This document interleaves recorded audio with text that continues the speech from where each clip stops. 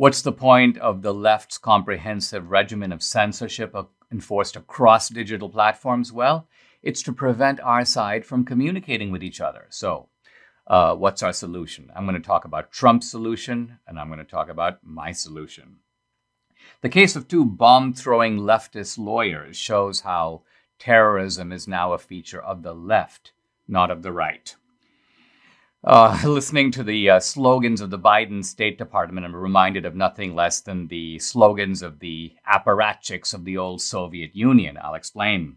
Comedian Terrence Williams will be joining me. He's going to talk about what he's cooking up now. And finally, I'm going to reflect on Nietzsche, Darwin, and the Christian view of human nature. This is the Dinesh D'Souza podcast.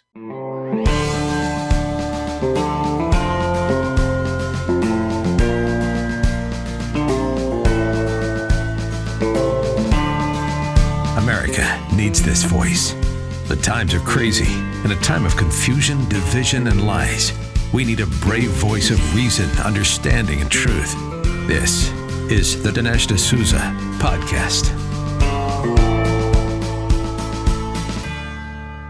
The left's net of censorship continues to expand. In other words, it's getting worse. It's reaching absurd proportions. Here are some of the topics that you can't candidly talk about. Number one, you can't talk about election fraud. Immediate ban across places like Twitter and Facebook and YouTube and the Google-owned platform. You can't talk about a number of aspects of COVID-19. Not merely the vaccine or treatments, but you can't even talk about the lab leak theory, as I found out myself when Twitter flagged or threatened to flag a series of videos that didn't talk about vaccines, but talked about lab leaks. You can't talk about BLM and racial politics in open discussion. You can't talk about the trans issue. If you say anything negative about the so-called protected groups, you're flagged, you're demonetized, you're deplatformed, you're suspended, you're kicked off the platform altogether. And now at YouTube, they've added climate change. So when you read the guidelines, and these are extensive guidelines, it's very clear that what they mean by misinformation, what they mean by hate is anything that disagrees with them. They're not worried about hate directed at our side. They're not worried about misinformation put out by the left. It's a massive double standard. Essentially what they're saying is this is our playground and you're going to play by our rules. And that's the way it is. Now, this puts us as conservatives in a very bad position. Why? Because they're preventing us from communicating with our own side. Think of the helpless feeling you have when the other side controls. You can almost say it's like a military strategy. They're cutting off the roads and bridges that allow you to move from place A to place B, rhetorically speaking. Now, it's not enough to deal with this. By the way, this is something that we face, right here on this very podcast. And I'm really not used to it. I'm used to speaking my mind. I'm used to being able to say what I think. And this idea of having to operate within guided parameters or else, the podcast itself wouldn't be viable if it was pulled off all these mainstream platforms. Advertisers wouldn't advertise. I probably couldn't even do it.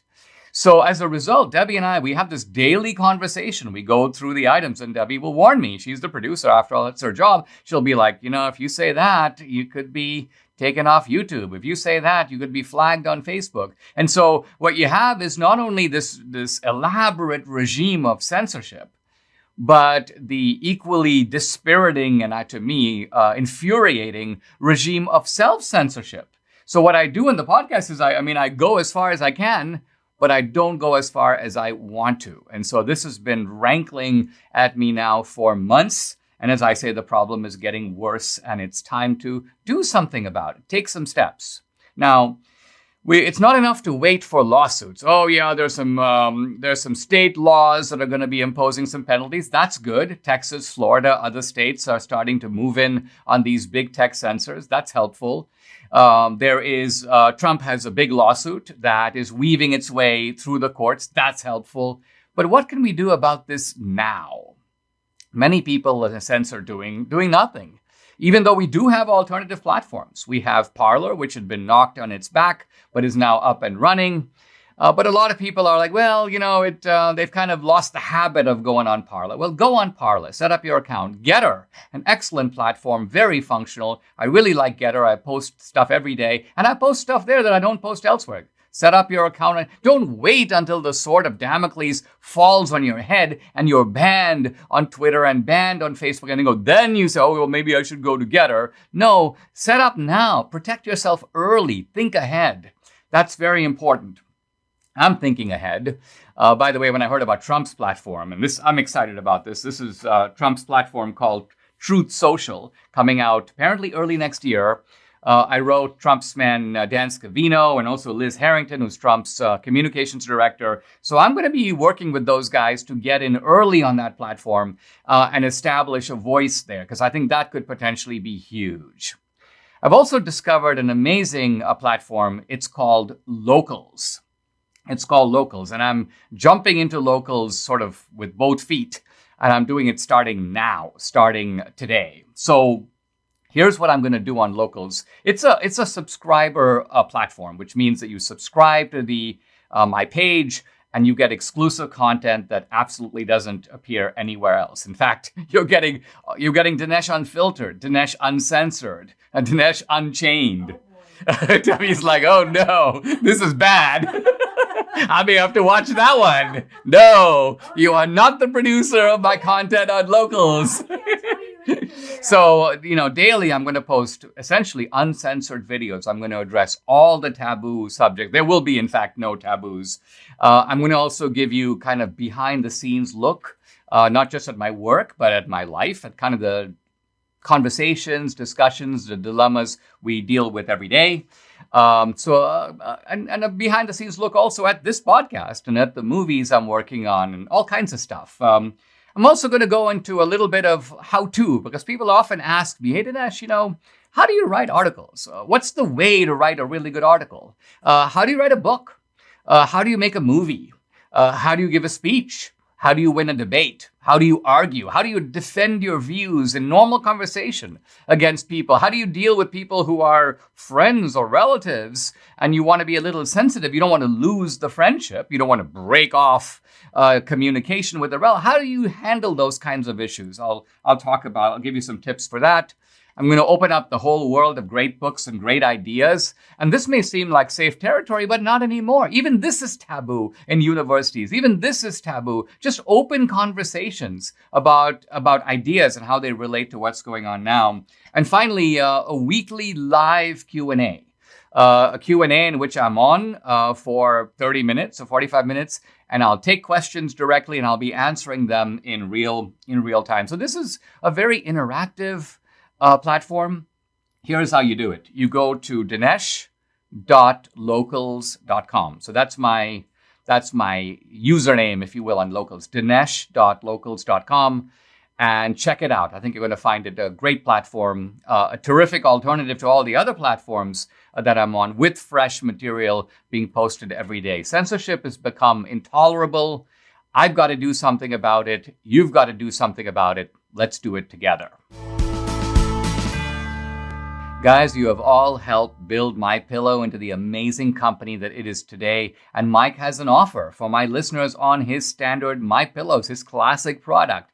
You're going to get a standard MyPillow, regularly $69.98 for $19.98. I'm not kidding, $19.98. Now, these wonderful pillows won't go flat. You can wash and dry them as many times as you want. They maintain their shape. They're made in the USA. The pillows come with a 10-year warranty, so you know it's going to last, and a 60-day money-back guarantee, so you have nothing to lose. It's time to start getting the quality sleep we not only want, but our body needs. You also get, by the way, deep discounts on all the other MyPillow products, the MyPillow towels, the robes, the mattress topper, the My Slippers, and so much more.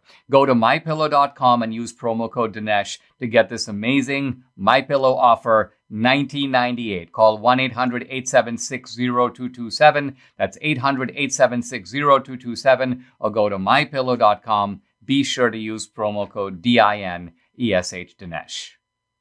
I mentioned in the last segment, guys, how excited I am to be joining the platform Locals and how you can get all kinds of exclusive content from me there. I wanted to bring on a buddy of mine, Tad Lumpkin, who is the creative director of Locals, to talk about this platform. Tad, welcome to the podcast. Thanks for joining me. You're the one who reached out to me about the idea of coming on board at Locals, and I kind of find myself there in this kind of buzzing cultural and political and intellectual community. It's really cool. Let me start by asking you, how did Locals get started? Well, thanks for having me on, Dinesh, and it's great to see you as always. So Locals was born out of really a personal need, which I think happens with a lot of companies in the startup world. Patreon, which kind of dominated the content creator utility platform where people could go on and put their stuff up and do a subscription to their fans. They started censoring people and they started putting people off. And that really sent shockwaves through the early adopters of that, including Dave Rubin, who was on that platform. And he and a number of other people left Patreon when they started to do this, seeing Patreon was going to go the same way as so many other big tech platforms were headed, which was all the promises of community and free speech and democratization of content and creation were getting swept aside for, control of narrative and things like that. And so Dave and our CEO, Asaf, really went forward to figure out what's a solution that we can create a technology and media company that empowers creators to go on and have control over their media and have a place where their audience is free to engage with them and each other, and they set the rules.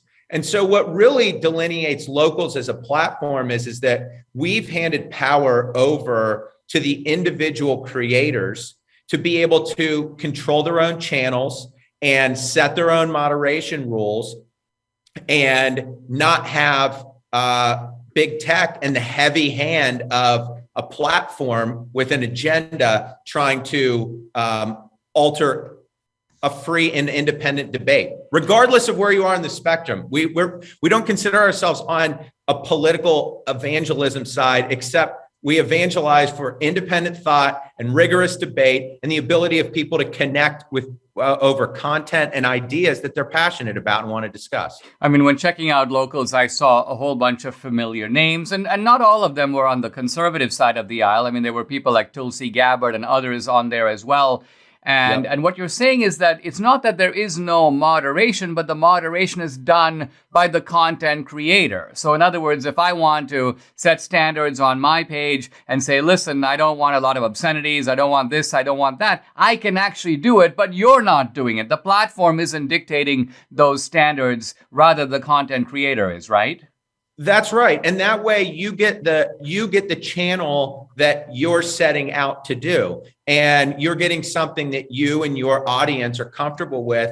And we trust that our creators are going to do that so long as it doesn't violate the laws of the United States. I mean, basically, other than that, we trust people. And what's so great is, as a result of both that and the fact that we're subscription, not advertising based, you get no trolls, you get no ads. I mean, it becomes a really excellent place where your channel becomes the gold standard of interactivity. And it's really an amazing thing when you get a whole bunch of people of good faith, whether they agree or disagree on a specific item, debating and contributing. It's awesome. And it's a really special thing that we feel is a very powerful, much desired option out there in the marketplace. I mean, what you're saying, Tad, is that, this podcast, for example, that you're on, it's funded by ads, so it's free to people, but they do have ads running throughout the podcast, which is part of what helps to pay for the podcast.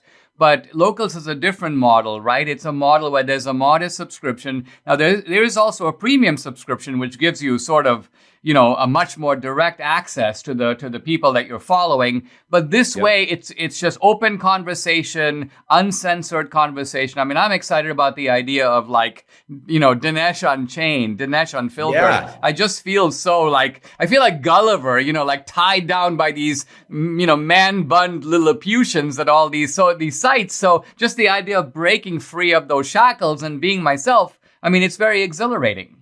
That's right. And I mean, freedom and free debate and free thought, it's like, how do you have enjoyment if you can't express yourself and not to use a authoritarian term of safe space, but in a free space is a safe space. And it's where flourishing can occur. And normally, when you come to Locals, generally you'll see some free content because most of the creators want to show you, hey, here's what we're doing. It's really exciting. And then you go in and you pay generally a very modest subscription fee to be able to engage at a higher level, see the most exclusive content, have direct access to the content creators, participate in live chats. And by the way, you're paying already on all these other platforms. You're paying because they're taking all your data. You're paying because they're making you watch their incessant ads. And what you're also paying with now, which is the charge that's become most prescient, is freedom. Because you're not able to even have half of these discussions. You're not able to exchange these ideas. So how much is that worth? Like, what is free exchange to you worth? And I would say, for a handful of dollars a month, whatever we allow the creators to decide that as well. But, it's a very, very modest fee to participate in, frankly, saving open debate and independent thought.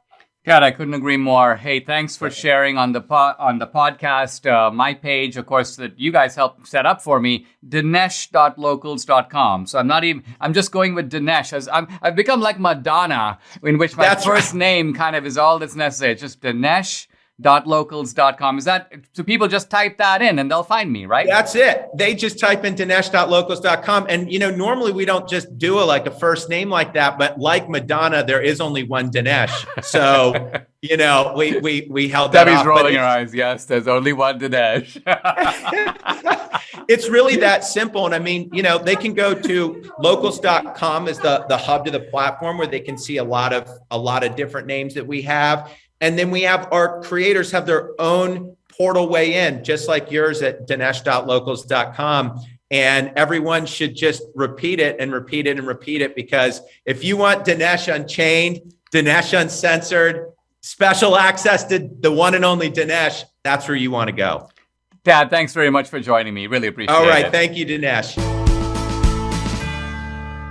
Have you ever browsed the internet in incognito mode? Well, it's not as incognito as you think, and why would it be? Incognito mode is a Google product, and Google has made its fortune by tracking your movements online. There's even a $5 billion class action lawsuit against the company in California where it's accused of secretly collecting user data. Google's defense, well, incognito doesn't mean invisible. So how do you actually make yourself as invisible as possible online? Well, you use ExpressVPN like I do.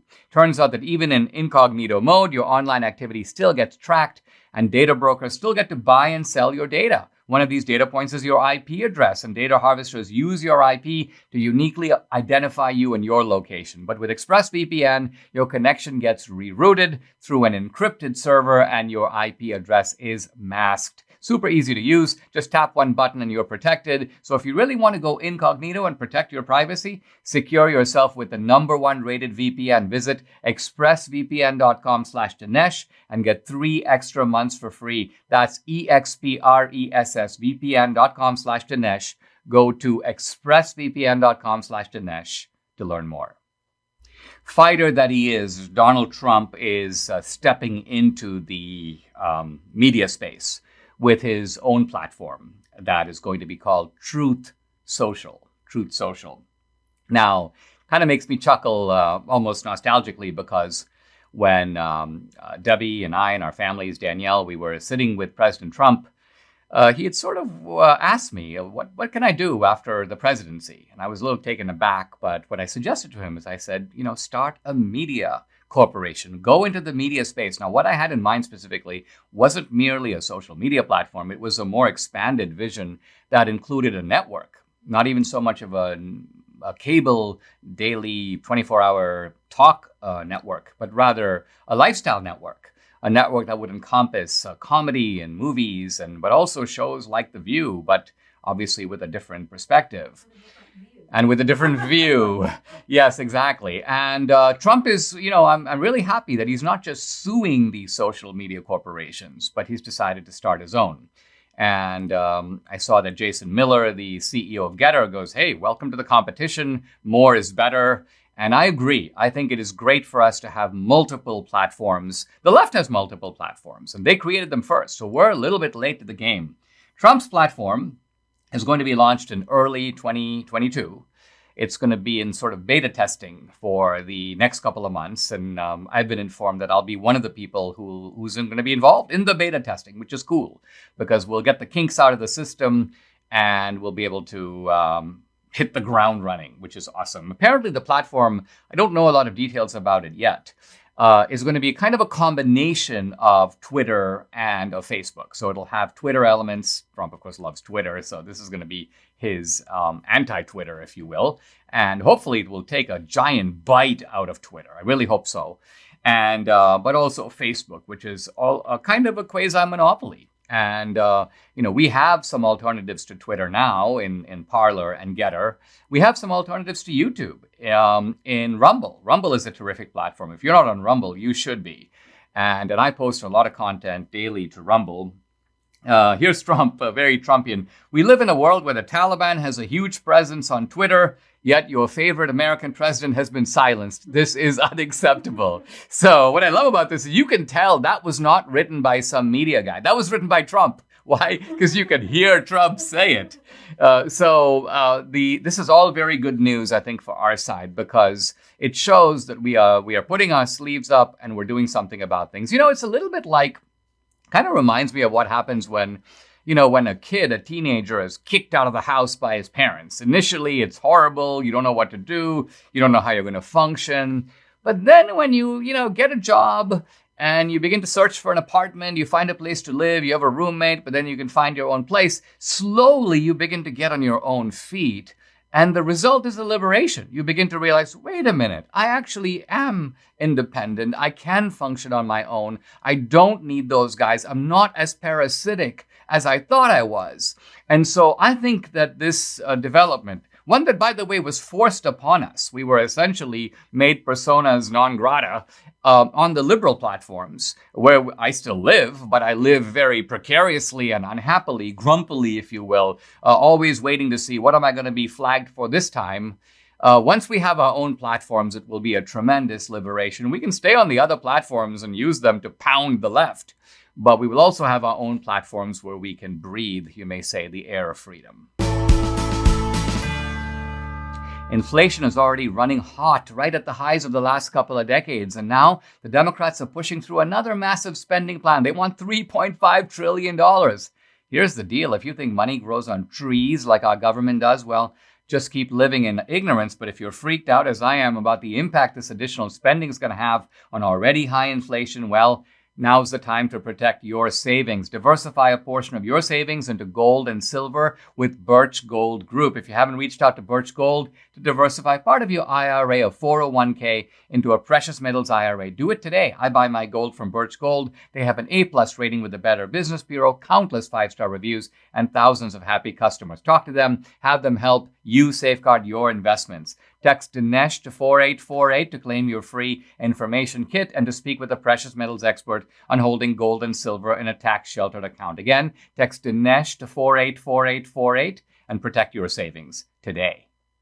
Here's some excellent news. 2 leftist lawyers are facing up to 10 years in prison for violent and indeed terroristic actions in the wake of the George Floyd incident. These are the lawyers. The first guy is Collinford Mattis, and he had a female companion Uruj Rahman. Sounds like an Asian Indian. In fact, looks like an Asian Indian from the mugshot I'm looking at in front of me. So here's what happened. Uruj Rahman was the main culprit. She actually threw a firebomb into a police car, tried to distribute more firebombs to others to throw, and then fled in a getaway car that was driven by Collinford Mattis. So these guys were obviously co-conspirators. They were working together. Here's a remarkable fact. These people are sort of the best and brightest of what our university system is producing, which really shows you that not only is there a great deal of radicalism being cultivated in the universities, but the more elite the university, the more radical it tends to be. Now, Collinford Mattis, the black guy who was part of this operation, Princeton, NYU Law School. Uruj Rahman, Fordham Law School. So these are people who are learning in their classes that America is evil and should be destroyed. They hear that the cops are racist, and so they should be stopped. They should be blocked. They should be prevented from doing their job, even if it involves harming them or even killing them. Now, these guys were both, at the time that they took their actions, lawyers, which is to say they knew exactly what they were doing. They knew they were breaking the law. This is not a case where, we just got a little bit carried away. No, these are guys who are in the legal field working for law firms. And I think they both recognize that their tenure at law firms is now over. But here's something interesting. Here's Rachel Barkow. She's an NYU law school professor. She taught this guy Mattis, and you'd think she'd be ashamed of herself. Look, I've planted all these seeds of radicalism. This guy's now trying to bomb police cars. Is this what education is all about? But no, she is intervening to try to help him and try to prevent him from getting prison time. She goes, quote, "Neither have any criminal record. No one was hurt.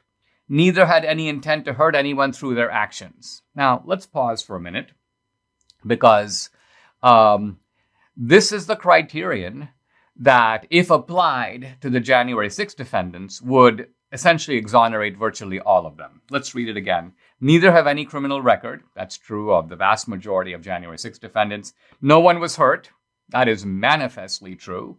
And neither had any intent to hurt anyone through their actions. That's true also. So if you apply this criteria, okay, you want to apply the criteria in this case, but apply it across the board. This is the point that infuriates me about the left, is they want to apply these kinds of, let's understand the motivation of the perpetrator. But when it comes to our side, let's forget about all that. Let's just put labels. Oh, there was an insurrection. It was a riot. It was terrorism. Even though no one's charged with insurrection, even though no one's charged with sedition. So these labels and designations are used to then unleash the full fury of the federal government against them. Well, I'm really glad that these guys aren't getting off lightly. It remains to be seen what sentence they will get.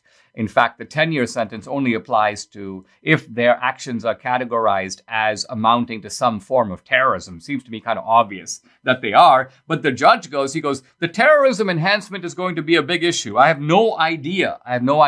Where I'm going to come out on that. So again, it is quite possible that these guys, again, will get something relatively light for doing something very serious. Whereas our guys who have done something terribly light end up getting serious penalties as a consequence.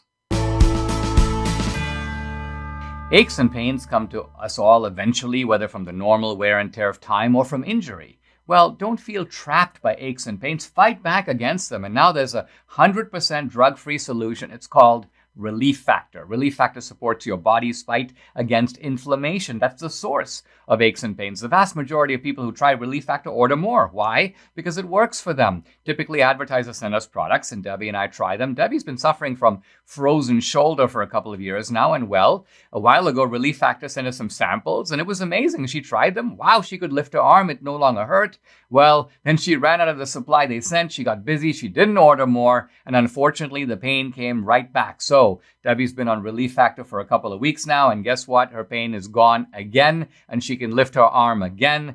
You too can benefit. Try it for yourself. Order the 3-week quick start for the discounted price of only $19.95. Wow. Go to relieffactor.com or call 833-690-7246 to find out more about this offer. Again, that number, 833-690-7246, or go to relieffactor.com. Feel the difference. Let's contemplate a post that the State Department just put out, because it really reveals the way in which very important agencies of our government, it isn't just that they've gone woke, they've lost a sense of what their purpose is. I'm going to read it.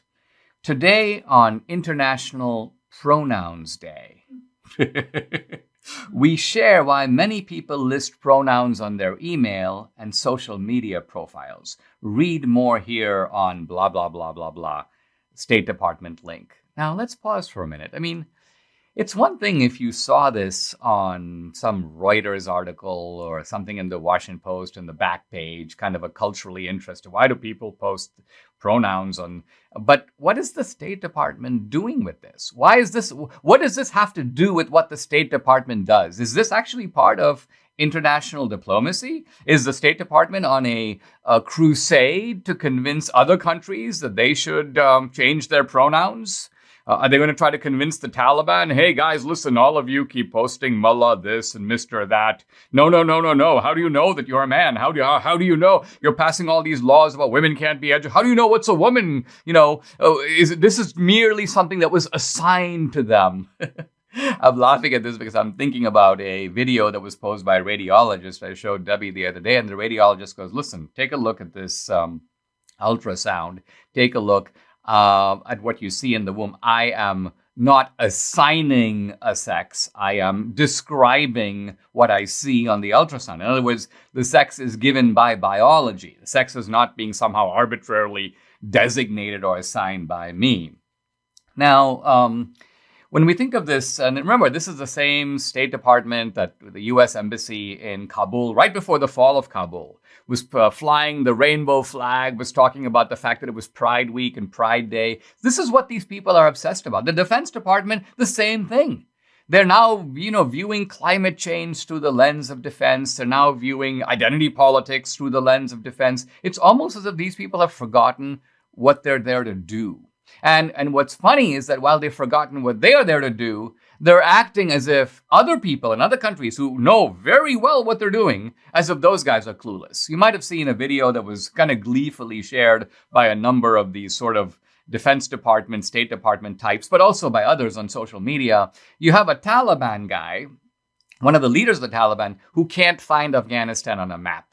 And to view the video in isolation, it looks like the guy's kind of dumb because he sort of keeps spinning the globe, and you can tell he has no idea where Afghanistan. And the idea is, look at this dummy, look at this guy. He's sort of totally clueless. He looks a little retarded. These are the guys supposedly running the country. Well, first of all, these are the guys running the country. Second of all, these are the guys who defeated the most powerful army in the world. So it's a little pathetic for these losers in our defense establishment to be chortling about the stupidity of people who just kind of kick their butts. But it's more important to think about what that Taliban guy actually knows, because what he does know is far more important. Yeah, maybe he can't find Afghanistan on a globe, but you know what he does know? He does know the terrain around Afghanistan. He does know what the hills and what the villages are. He knows how to find his way. He knows the tribes. He knows the differences between the various tribes and the ancient enmities that set people apart. He knows who his allies are. He knows who he can count on. He knows which families, when he knocks on their door, will open their door and give him food. He knows who his enemies are. He has a very clear understanding of who his enemies are. He knows how to hide in the mountains. He knows places that he can go where even if large bombs are being dropped in the area, he's going to be safe. He's fortified by hardship and endurance and the Islamic faith. So it's one thing to laugh at this guy, but when it comes to actual on-the-ground combat, that is one guy who actually knows exactly what he's doing. And meanwhile, these metrosexual, bespectacled clowns in the State Department, starting with Anthony Blinken and making their way downward, they have no clue of what they are supposed to be all about. Fruits and vegetables are integral to any healthy diet, but why do so few Americans actually eat the recommended servings of produce every day? Because it can be difficult to prepare that much produce daily. By taking balance of nature, you're giving your body all the nutrients it needs to increase your cells' vitality. Get the nutrition that can only be found in whole natural fruits and vegetables. Debbie and I take 10 daily servings of fruits and veggies all in 6 small capsules. They're absolutely no trouble swallowing, always fresh, nothing artificial. They smell great. And Debbie swears by the fiber and spice. I was finally convinced to take it myself. We are really liking it. Invest in your health, invest in your life. Join me and experience the balance of nature difference for yourself for years to come. For a limited time, all new preferred customers get an additional 35% discount and free shipping on your first Balance of Nature order. Use discount code AMERICA. Call 800-246-8751. That's 800-246-8751. Or go to balanceofnature.com and use discount code AMERICA. So guys, I've really been looking forward to this. Our friend, Debbie and my friend, Terence Williams. You know the comedian Terence Williams. You've seen him all over social media. He's also done comedy stand-up performances around the country. Well, Terence appears to be going into a new field. I don't think he's abandoning the old one, but he's taken up a new one. So Terence, thanks for joining me and love the outfit. And you are now going into the cooking business. So yeah, say a word, Terence, about, I remember from your social media routines that you'd often be like eating some fried chicken, or you'd be like drinking a milkshake. And that was actually part of it. And you look like you were genuinely enjoying the food. So you look like you're a food guy. Talk about what gave you the idea for setting up a pancake business, cousin teas. Talk a little bit about how you decided to do it.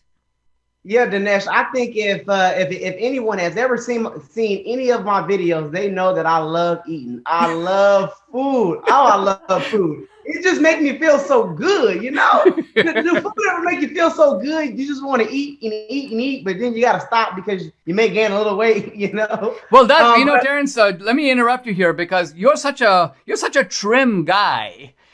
Is this a problem for you for this new product? Because people might expect you to be like, if you're eating your own food, you should be like 400 pounds. But here you are, healthy and trim. Is it because you eat the right stuff? I do. No, it's because I will eat pancakes and then I will go walking. Okay, you got to eat a pancake and then go walking. Okay, you got to walk the pancake off. Walk the pancake off. But Dinesh, I came up with Cousin T's pancakes. I love pancakes. It's one of my favorite food items. I love pancakes. And after they canceled Aunt Jemima, I was honestly devastated. When they took her face off of the box, I used to love going into the stores and seeing that beautiful black face on that red box. And they took that off the box. And me loving food, I was already thinking about coming out with my own food product because I'm always eating and I just love food. And so I said, you know what? I'm going to come out with Cousin T's pancakes. And this has been such a journey. I've been working on this for a year now. And Dinesh, I tell you, man, like growing up in foster care and not only making it to the White House, which was a blessing, but coming out with my own food product. I remember there were times I didn't have anything to eat when I was bouncing from shelter to shelter, and I was, going, and I didn't have any food. And my siblings and we all went hungry, and so now I have my own food product. Dinesh, I'll never be hungry again. Well, Terence, I got to tell you, growing up in India, I had never eaten a pancake. Neither had I eaten a waffle, by the way. Yeah, so I was probably 18 years old when I tasted my first pancake. And it was for me, part of the American experience, one of those things that I hadn't eaten before. And this is awesome. I'm looking at your website. You've got like an assortment of different combinations. So you can buy pancakes, but you can buy pancakes and an apron, pancakes and a mug. Talk a little bit about the different combos that people have, because Debbie and I are already like starting to put our Christmas list together, and we're like, our friends are going to laugh their heads off if they can get some delicious pancakes, and they love you. So the combination is like irresistible. Talk about some of the combinations that you have on the site that give people options. Oh, yes, and I also forgot to mention, these are gourmet pancakes. These are gourmet pancakes. These are not those cheap, nasty pancakes you find in a lot of stores. These are gourmet pancakes. We put a lot of work into this. But on the store, you can get the Cousin T apron, which I have on now. You can get mugs. We have hats, T-shirts. We have hoodies. I mean, it's just so much stuff on there, and a lot of great Christmas gifts also. I mean, one of the Dinesh, combos, what's nice is you have, you also have your book, which I think is a very moving and powerful yeah, story. I also have my book on there. You can have pancakes and read, and you can read my book. Dinesh, I really want people to, eat these pancakes, not just eat them, but gather around the table with their friends, with their family, and enjoy a great meal. That's something that I have always wanted growing up. When I was growing up in foster care, I would watch TV, or I would see people out, and I'll see people with their, like, I'll see other, I would see other children with their family members at restaurants, and I would say, man, I wish I could have that. I wish I could sit at a table with my mother and my father and have pancakes or have meatloaf or have whatever, I wish that I could gather around the table with my family.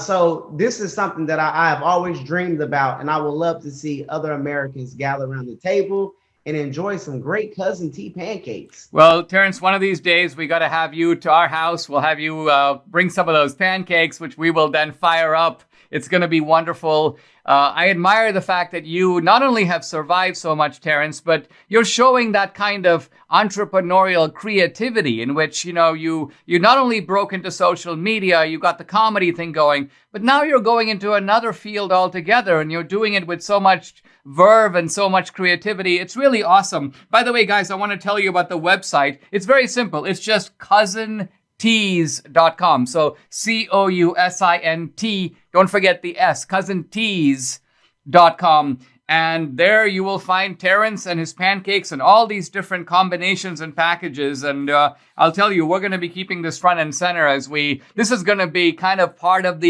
what everybody gets in their stocking is a whole bunch of Terence this Christmas. And I know it's going to make him smile. So Terence, anything you want to add? Because I think you've done something really cool here. And I hope people jump on it, taste the pancakes, laugh with you as they're eating them.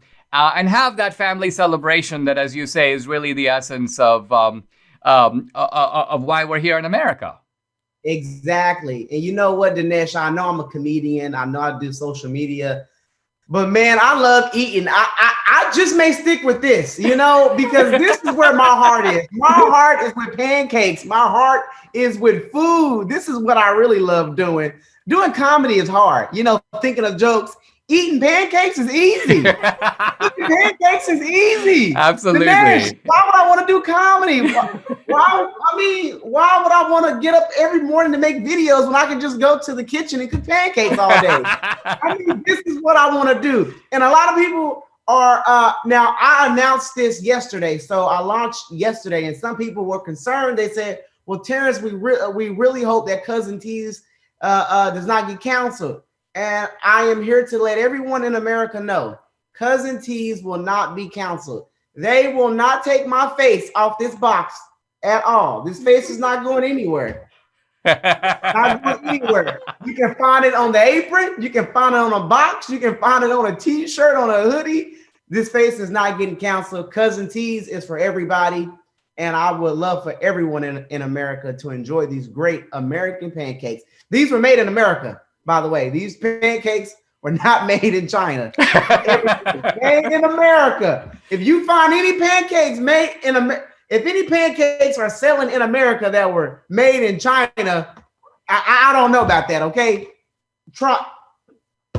Terence, you know what? I'm literally I'm not only chuckling listening to you, Debbie and I both, but we're getting hungry listening to you. So this sounds like great stuff. Folks, check it out. Terence Williams, a great guy. It's Cousin T's, COUSINTS.com. Terence, thanks for joining me. Really appreciate it. I want to challenge you to become a MyPillow super shopper like Debbie and me, and there's no better time than now as we're leading up to Christmas. Now, we don't just patronize MyPillow, we go all out and support Mike Lindell. We're happy to do it. He's a guy who stands up for his beliefs and his faith, and he also makes great products. Now, Mike Lindell wants you to be a super shopper. He wants to make it easy for you. How? By giving you great deals. And right now he's offering buy one, get one free on his Giza Dream Sheets. He's also offering up to 66% off on other products. All the MyPillow products come with a 60-day money-back guarantee and a 10-year warranty. Call 800-876-0227. That's 800-876-0227. Or go to mypillow.com to get the discounts. You got to use promo code Dinesh. I want to talk about the enmity, the clash, it's kind of a one-sided clash between two of the greatest atheists of the 19th century. And I then want to draw out the implications of that clash for the Christian view of human nature. So the two prominent atheists I'm talking about, well, one of them didn't call himself an atheist, only an agnostic, but he clearly was an atheist in that he believed that there was no God. And this is, of course, Charles Darwin. Darwin, perhaps the most influential atheist of all time. Richard Dawkins, the biologist at Oxford, once said that Darwin made it possible to be an intellectually fulfilled atheist. Why? Because he showed, you may say, a natural, requiring seemingly no divine action, a process for how species came to be, and in fact, how human beings came to be. So this is the atheistic reading. Not the only reading, by the way, but an atheistic reading of Darwin, which Darwin himself seems to have, in the end, endorsed. And the other prominent atheist of the 19th century, this could probably be the second most influential atheist, and I think his atheism actually runs deeper. This is the philosopher Friedrich Nietzsche, the German thinker who is the author of the infamous phrase, God is dead. God is dead. Now, Nietzsche, interestingly enough, is often written about in a manner that conflates him with Darwin, as if Nietzsche embraced the Darwinian philosophy, took it on board, so that Nietzsche represents sort of philosophic atheism, and Darwin represents scientific atheism, and this is the way in which the two strands are fully compatible. There's a book by John Richardson called Nietzsche's New Darwinism, in which Richardson, a Nietzsche scholar, by the way, tries to sort of harmonize Nietzsche and Darwin. Now, interestingly, while I said that Nietzsche's atheism ran deeper than Darwin, let me say why. Darwin wanted to get rid of the idea of God, but he didn't want to get rid of the idea of Victorian morality. In fact, Darwin was worried that taking away the idea of God would take away the idea of conventional Victorian morality, which Darwin strongly supported. Nietzsche was the opposite. Nietzsche wanted to get rid of God and what he called the shadows of God, which is Christian morality. So Nietzsche wants to eradicate morality in the conventional sense and replace it with a kind of, you may say, new morality, a morality based upon what Nietzsche calls the will to power, the idea of somehow ascending above the human species. I mean, almost say Nietzsche wants to take evolution further, doesn't stop with man, as Darwin thought, but rather man can cross this dangerous bridge, says Nietzsche, to something better than man, what Nietzsche calls the overman, somewhat crudely called the superman. Now, the problem with trying to reconcile Nietzsche with Darwin is this. Nietzsche attacks Darwin. Nietzsche actually has a section in his autobiography called Anti-Darwin. And it begins like this. It says, scholarly oxen. I think he's thinking of people like John Richardson. Scholarly oxen means scholarly dummies. He says, suspect me of Darwinism. And so for Nietzsche, this is like an insult. First of all, Nietzsche is a German. He regards European, which is to say German and French culture, as far superior to kind of what he sees as low shopkeeper British culture. So he doesn't like Darwin in part because Darwin is an Englishman. But in a more sophisticated way, what Nietzsche says is, listen, Darwin claims that everything comes down to survival of the fittest. For Darwin, it's all about survival. And according to Darwin, our motivation is nothing more than to survive and reproduce. That's how we came to be. That's what our inner drives are all about. And Nietzsche goes, nonsense. Nietzsche agrees that this could be the case for kind of bacteria and for fruit flies and viruses and insects and fishes. For them, it is all about survival. But what about for man? Nietzsche says, observe man. Do you see human beings spend all their time trying to do nothing more than survive and reproduce? No. Nietzsche goes, really, the main inner drive of human beings is for power. Here comes Nietzsche's famous phrase, the will to power, that we have a desire to acquire and dominate and accumulate more power for ourselves, and then also to exercise power over others. Think about a guy who has, $50 million and can do whatever he wants with his life. Why is he still working? What's he trying to do? According to Nietzsche, he's trying to gain more money so he can have more influence, more status, more power. He isn't just trying to survive. Yeah, he might go for the younger wife, but on the other hand, his main drive is power itself, and it's the power that becomes the magnet that even attracts the younger wife. So for Nietzsche, power is the main thing.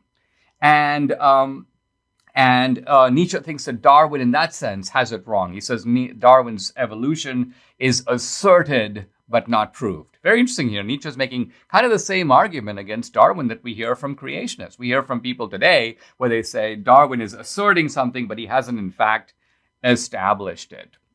Now, what I find striking about the Darwinian view of human nature, which is essentially humans selfishly trying to perpetuate their genes. Richard Dawkins wrote a book many years ago, I think his best book, called The Selfish Gene. And Dawkins' point is it's not so much that we are always selfish, but our genes are. It's almost like our genes want nothing more than to perpetuate themselves. And a lot of human behavior can be understood as a response to what our genes, our inner constitution is making us do or is steering us to do. But clearly Darwin has the low view of human nature. Human nature is clawingly aimed at survival and at producing descendants so that it replicates itself in the world. And Nietzsche's view of human nature is also the low view. Human beings are motivated not by generosity, but by this kind of unending concupiscence for power. Very interestingly, these views are compatible with the Christian view of human nature. They're not compatible with the whole Christian framework. Let's remember Darwin doesn't see the need for a creator to put the whole evolutionary process in motion. Nietzsche doesn't think we need either God or morality because man creates his own morality. Man can actually make himself into a creature better than man somehow. But the Christian view of human nature is the low view. The Christian view is that human nature is warped, it's broken, it is, in the words of in the understanding of the Old Testament, fallen. It's fallen away from God. And it is in need of remaking. It is in need of redemption. So without embracing either Darwinism, and as I've said before, I don't see any incompatibility between evolution and Christianity, but nevertheless, without embracing Darwin's atheistic creed or Nietzsche's rival atheistic creed, what we can say is that they do have an insight into human nature, an insight, however, that is best remedied not through an embrace of just social Darwinism, not through an embrace of Nietzsche's absurd idea that we can somehow rise above our humanity. We really can't. But through the Christian idea that we can reach out to God and achieve redemption if reciprocally he reaches down to us. Guys, I want to do our question for today, but before I do, I want to say a heartfelt word of thanks because Cynthia Hughes, the woman who runs the Patriot website, the website that provides aid and assistance and also comfort to January 6 families, she sent Debbie a text to say, hey guys, when you did the full hour interview with Julie Kelly on Friday, my phone was ringing off the hook. I was getting support and contributions were pouring in, and I'm just so grateful to you guys and to Julie. This is awesome. I just wanted to let you know that so many of you responded, and thank you very much for doing that. And shows that there's real power in what we do together. So once again, thanks very much, and let's keep doing it. Let's go to our question for today. Listen. Hi, Dinesh. My name is Eric. My wife and I enjoy your podcast and appreciate all the time and sacrifice you and your wife put into producing the show. I wanted to get your insights on the question of being engaged in our nation's democracy. After the election votes have been cast and counted, what is the most impactful and practical ways for those who love this country to bring about healthy change? My wife and I, like most people, have to work a 9-to-5 job, along with the typical chores and stresses that come with daily living. With time and money usually being the most significant limiting resources, it is difficult, if not impossible, to move the needle of positive change in a meaningful way for this nation. For example, almost everyone acknowledges there's rampant government corruption, yet it continues to go from bad to worse. What are some practical ways the common person can bring about positive change when the forces of evil are so strong and resources so limited? I look forward to your response. Thank you. I think that it's a very good question. And I think that even if we're busy with ordinary life, and we all are in many ways, I think that we should recognize that the country is going through a difficult time. There are times when your country demands more of you than under normal conditions. And when you recognize that the country is the framework for our way of life. So if the country falls apart, then the stock market falls apart. And if the stock market falls apart, you may not have a job. And if you don't have a job, it's going to be hard to look after your family. So what I'm saying is that to invest some time and resources in I would say step one is to be informed. And I try very hard to make this podcast, a real fount of knowledge so that you can deepen your understanding of issues, and equip yourself to be able to have information that other people can benefit from and that can also counter the bad guys. So step number 2 is to use your influence in your social life and through social media to get the word out, because I can't do that, but you can help amplify my message and the message of others to get the word out. And you have to do that in a prudent way. No one's asking you to be reckless. No one's asking you to, tell your boss he doesn't know what he's talking about. But on the other hand, where you can exercise your influence, you should. You certainly should make sure that your kids are not being propagandized. You should do what you can to, if you can't run for school board, or you don't have time to do that, okay, let the school board know what you think about what they're doing. So be active as a citizen. Here's the interesting point. We've got 300 million people in this country, but there's only a small fraction. I'm estimating this number is maybe 100,000, maybe 200,000, who are actively engaged in politics. And what that means is that these are the people, not the 300 million, but the 200,000. They're the ones who shape the parameters of, quote, public opinion. They're the ones ultimately who get a response from politicians. They're the ones who shape what is talked about in the media. So in other words, if you are one of that group, your impact is magnified. It is not the same as someone who is sitting there inert on the couch. It is 10 times, 50 times, 100 times what that person is doing. So I think that there are ways, if you set your mind to it, to ask, how can I, in my sphere of influence, have the maximum impact? If you do that, then you're doing all that you can do. You're doing your part. And all of us and your country is and will be grateful for it. Subscribe to the Dinesh D'Souza podcast on Apple, Google, and Spotify, or watch on Rumble, YouTube, and SalemNow.com.